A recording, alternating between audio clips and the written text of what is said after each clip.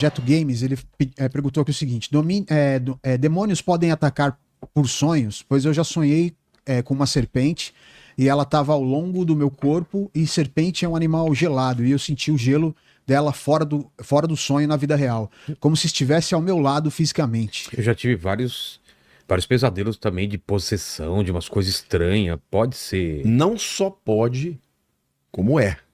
Você acorda falando, meu Deus, que Porque coisa ruim. quando você está acordado, você, nas suas ondas cerebrais, teta, né? É teta ou é beta? Uma das duas. Tá. Você está completamente pronto para questionar. Então, nesse nível, ele te tenta, tipo, ó, faça isso, faça aquilo, mas você tem condições de reagir, de rejeitar. Mas quando você está no sono profundo, você está com suas guardas completamente baixadas. Ele não só tem acesso no consciente, mas no subconsciente. Então ele usa o material dos seus medos, dos seus temores, para vir afrontar. Por isso que a Bíblia diz para a gente orar para que Deus nos guarde dos nossos sonhos. Eu penso, Senhor, guarda a minha mente nos sonhos. Agora, às vezes, Deus dá para uma pessoa um dom de interpretação de sonhos. Uma pessoa que tem esse dom, ela vai sonhar muito. E vai sonhar sonhos bons, mas vai sonhar muito pesadelo também. E esse pesadelo não é que você está sendo oprimido, às vezes você só está discernindo qual é a guerra que você está enfrentando. Vilela, você é um cara que recebe aqui todo tipo de gente que declara coisa. Claro. E esses espíritos muitas vezes vão te atacar.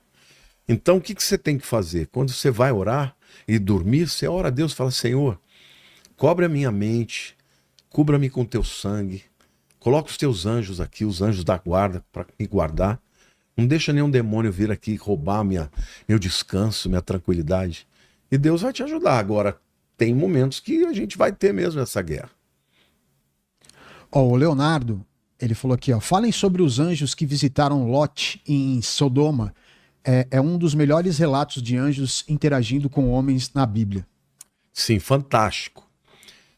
Esse relato de Gênesis, tá lá Abraão meio-dia em casa, sentado na porta da tenda, e ele vê 3 homens chegando. Estes homens, eles sabem que são anjos. Um deles é o anjo do Senhor.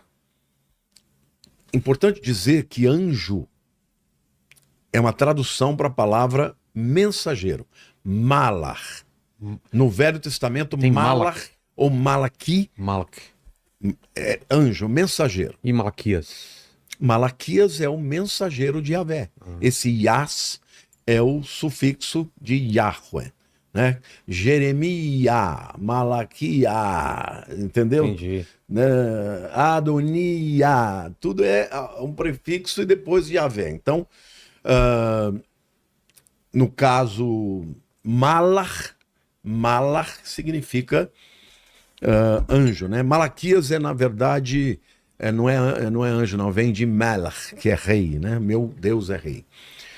Mas o que eu quero dizer? Chegam ali 3 homens, um é o próprio Jesus. E esses 2 anjos que vêm junto com ele, alguns acreditam ser arcanjos.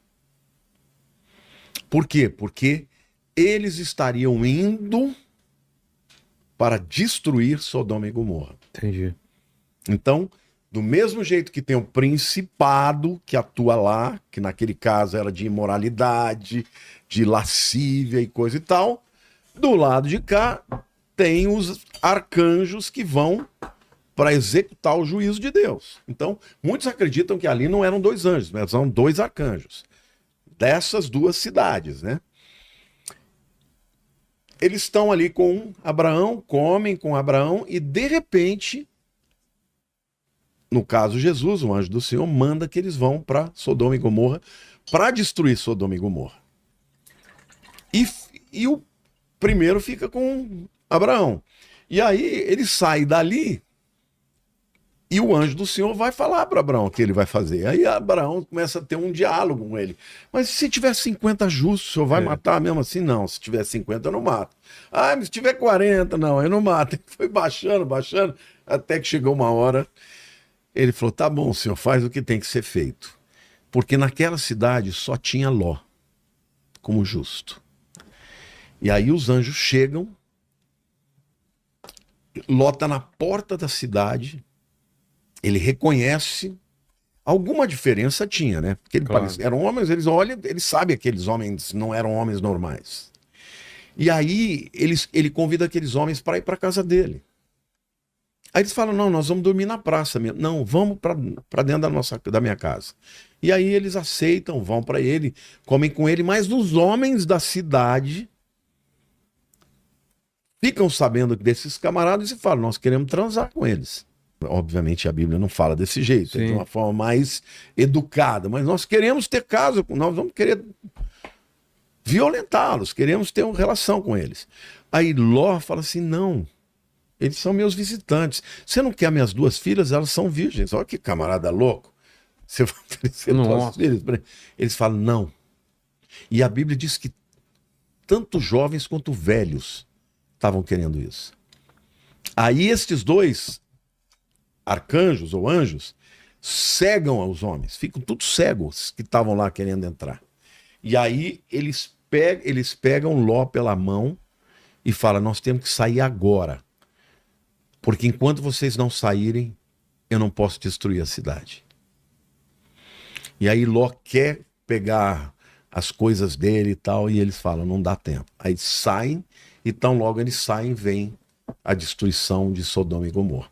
Então, esses 2 caras realmente é um relato muito interessante, mas provavelmente são 2 arcanjos. Ó, o André, ele mandou aqui, pastor. Ele falou o seguinte, ó, fazem 2 anos e 6 meses. Ele diz, ela desistiu de viver, se foi comigo tentando salvá-la, mas não consegui por uma porta que estava entre eu e ela. Oh, Jesus, por isso tá tão cedo, né? Posso fazer uma oração pelo André? Senhor Deus, Espírito Santo de Deus, eu te peço que o Senhor venha abraçar agora a vida do André. Que desespero, Senhor. Não consegui salvar sua filhinha, sua princesa. Mas, Senhor, ainda que a dor dela tenha sido muito profunda, não há dor que o Senhor não possa, Senhor, sanar. E eu te peço agora que o Senhor venha invadir o coração do André, dolorido, desesperado, Senhor, revoltado. Troca a dor, Senhor, pela esperança. Senhor, que o amor que ele tem por ela seja transferido por aquele que a criou, que a desenhou, que lhe deu dons, que lhe deu traços. Ó Deus, que ele saiba que a sua filha não era só aquele corpo, ela é um ser espiritual eterno. E eu creio, Senhor, não importa que ato ela tenha cometido, eu creio, Senhor, que na hora mais dolorida, ela invocou o Senhor.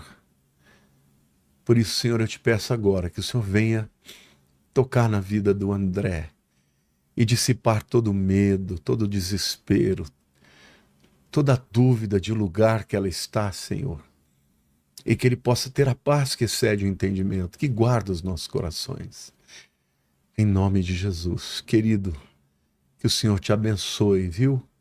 Que o Senhor cure a sua ferida. E que o Senhor te dê paz. Em nome de Jesus. Amém. Amém. Mas é pesado, né? Que coisa, que coisa. Ó, pastor, tem mais uma aqui, ó. O pessoal tá pedindo para o senhor falar também a respeito daquela... Inclusive tem até uma música que fala Jacó segurou o anjo, agarrou o anjo e não deixou subir. Esse pessoal é ótimo. Vou falar sobre essa expressão. Eu adoro as músicas, porque música não tem nada melhor para expressar uma coisa, né? Eu adoro essa música. Isso aconteceu. Isaac tinha 2 filhos, Esaú e Jacó. Um deles, que era o primogênito, tinha direito ao dobro da herança. O primogênito naquela época tinha tudo. O outro ficava com o que sobrava. Inclusive tinha a bênção da primogenitura. E Jacó cresceu dizendo, por que ele não eu? E eles eram gêmeos, só que um nasceu primeiro que o outro. É interessante porque a palavra Jacó, né, no hebraico, Yad Kov, Akev no hebraico é calcanhar, Yad é mão. Ele estava com a mão no calcanhar do irmãozinho dele antes de nascer, querendo puxar ele para ele nascer antes. Desde o ventre ele já lutava, a Bíblia diz. Bom, ele cresceu com aquela vontade de ser o primogênito. 2 vezes ele tentou comprar a primogenitura. Uma vez o Esaú chega de uma caçada, morto de fome, ele estava fazendo um guisado ali, provavelmente uma sopa de lentilha com carne, e o cheiro, o Esaú falou, pô, me dá um pouco disso aí. Ele falou, não, dou não, eu vendo. Mas vendo o quê? Eu quero o direito da primogenitura. Ele falou, aqui me serve esse direito da primogenitura. E vendeu e comeu. Então, ali Esaú já pecou contra Deus. Só que Jacó foi além. Porque quando Isaac já estava cego para morrer, ele chama os 2 filhos para abençoar. A mãe de Jacó, a mulher de Isaac, chamada Rebeca, ela discernia que o que Deus queria abençoar era Jacó. Então o que ela fez? Pegou a roupa do Esaú, botou no Jacó, porque ele era peludo, Esaú, Jacó era liso. Quando ele chegou lá, Esaú, meu filho, o Jacó falou, sim, pai. Ué, mas parece a voz do Jacó. Não, sou eu, pai. Sou Esaú. Ele falou, deixa eu passar a mão, porque o Esaú é peludo. Aí passou a mão, tava o pele. Enganação geral. Sentiu o cheiro do filho. Falou, esse é o cheiro do meu filho Esaú, cheiro de boi selvagem. E deu a benção. Jacó foi embora. Chega Esaú. Pai, me abençoa. Uai, eu acabei de te abençoar. Não, pai, não era eu. Ué, mas eu orei. Era o Jacó. Esaú ficou possesso para matar Jacó. Jacó foi embora, fugiu, teve que fugir dali para não ser morto. E foi para Harã, lá na Mesopotâmia, terra dos parentes da mãe dele. Labão, que era irmão de Rebeca. Chegou lá, ele ficou 20 anos. Lá ele casou, foi enganado, o enganador foi enganado. Ele quis casar com Raquel. O Labão falou assim, ó, tem que trabalhar 7 anos para mim. Ele falou, tá bom, eu trabalho. Só que no dia da lua de mel, completou lá o que tinha que fazer, chegou de manhã e falou, uai, você é Lia? Eu queria casar com Raquel. Aí o Labão falou, não, mas aqui é a tradição, você quer casar com a mais nova, tem que casar com a mais velha. Aí ele teve que trabalhar mais 7 anos para ter a segunda. Aí, antes dos 7 anos, ele já teve a Raquel, mas trabalhou 14 anos pro sogro. Quando ele trabalhou, os 14 anos, ele queria voltar, o sogro falou, não, agora trabalha para você ganhar dinheiro para você. Uhum. Aí ele trabalhou mais 7 anos. No fim desses 20 anos, ele falou, bom, eu tenho que voltar para minha terra. Hoje vamos testar o colchão eleito o melhor no teste realizado pela Proteste Brasil. E quando ele está vindo para a terra, ele não sabe como é que vai estar o irmão dele, Esaú.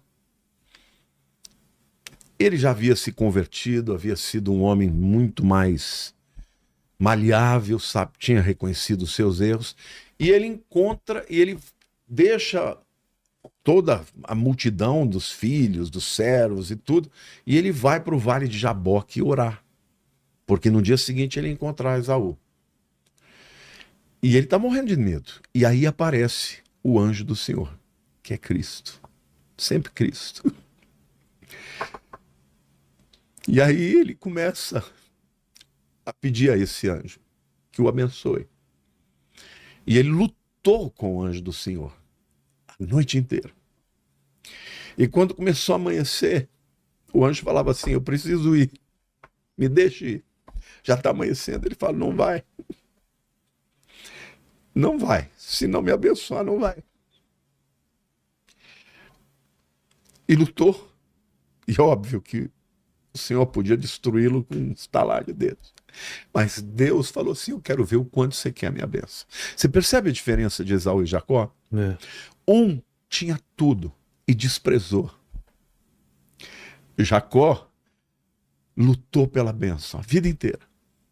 E detalhe, todo o direito de primogenitura que ele tinha, o direito da herança, ele largou tudo para trás. Todo o gado que seria dele por primogenitura ficou para Esaú. Mas ele queria não só o gado, ele queria a bênção de Deus. E nessa hora, o Senhor lutou com ele a noite inteira.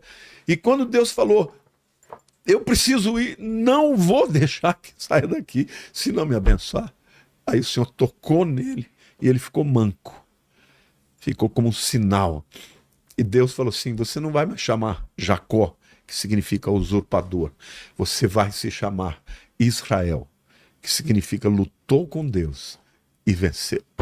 Poxa. Deus se deixou vencer por um homem pecador que o amava e queria a sua bênção. Por isso ele se tornou o pai de Israel. Agora, a Bíblia diz no livro de Romanos que Deus amou a Jacó e se aborreceu de Esaú. Antes deles nascerem, Deus já conhecia o caráter e a índole dos dois. Por isso Deus tocou no coração de Rebeca, a mãe, que era Jacó, que era aquele que seguiria, que seria o pai da nação de Israel. Então, assim, o que eu acho lindo aqui é que Deus ele não escolhe os perfeitos. Mas se tem uma coisa que Deus espera, Vilela, é que a gente o ame de verdade e dê a ele o primeiro lugar. Porque tem muita gente que quer a Deus para que Deus seja servo dele. Para que Deus, sabe, faça tudo que ele quer, abençoe, abre portas, prospere. Mas Deus está sempre no último lugar, né, da sua prioridade. Jacó não. E Jacó se transformou num homem bom, num homem manso. Nunca mais enganou ninguém, entendeu?